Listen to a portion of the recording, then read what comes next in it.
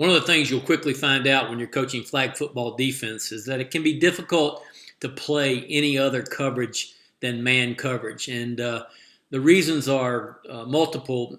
First and foremost, if you're coaching younger players, it's just simpler to, every person covers somebody.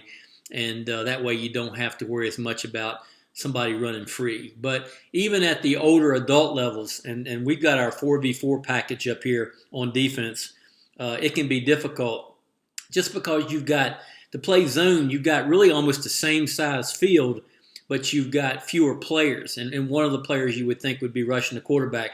So you're left with 3 defenders to defend all that field in a zone type of way. So a couple things. One is that we believe you do have to have some type of zone defense, and we'll show you here in a second. And the second thing is that all zone coverage, even at the NFL level or whatever level, turns to man coverage at some point. At some point, somebody's going to enter your zone and you got to cover them. And so it's a special kind of way that you can play your zone. Then now you're looking right here at a 4v4 defense and man coverage. And so, you can see the formations. I may open one of them up here in a second, but you've got a 2x2 situation right here.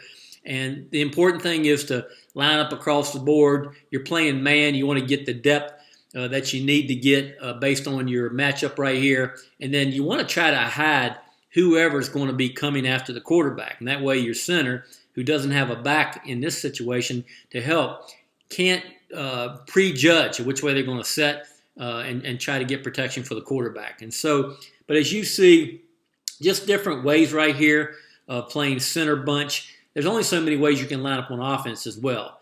I mean, you can have a receiver. If you want to have a back, you will have a receiver probably out to one side, or you can line up in what we're calling like a trips or a strong set right here where both receivers are on one side. So how do you play zone coverage with it?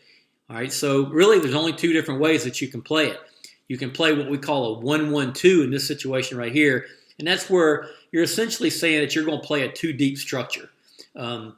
Now, what does that 2-deep structure look like? First, what you're going to do is, once again, hide who's going to rush the quarterback. One linebacker, as we've got it labeled here, is going to rush the quarterback. The other one will drop out and will play the mid-hook and really playing everything underneath. But your 2 deep players, your defensive backs, you're going to play shallow to deep. In other words, if you're over here and you get a hitch, then you're not going to be sitting back here on half field and have all that green grass to break up on. So as the field gets stretched, our DBs right here are going to stretch it in a half field way. So it really becomes more of a man coverage situation as the play progresses. But as a structure, it is a 1 player rushing, 1 underneath, and 2 deep if you get it. And so we've got that set out there for the formations. And then the other way that you can get it would be to have a 3-deep kind of deal. And we just call it a 1, really a 1-2-1. And the reason we call it a 1-2-1 instead of a 1-3, once again, these people out here that you're going to call your DBs or linebackers are going to play shallow, all right, to deep. But at the end of the day, if everybody were to go deep, you'd end up with 3 deep defenders as opposed to over here where you'd end up with 2 deep and maybe somebody carrying that mid-hook player carrying somebody late. So just some ways that you can mix it up. And I'll finish by saying this, that yes, the zone coverages that we're talking about here involve a little bit more complexity, particularly if you're playing in an adult league or something like that.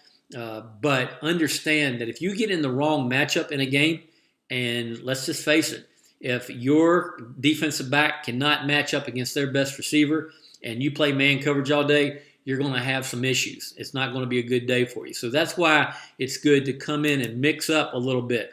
Allow these DBs to get off, maybe give up the short throw, break up, pull the flag, those type of things. And that way it just gives you a better chance than getting eaten alive on go routes all day to a receiver who you don't really have talent enough at your defensive back to cover.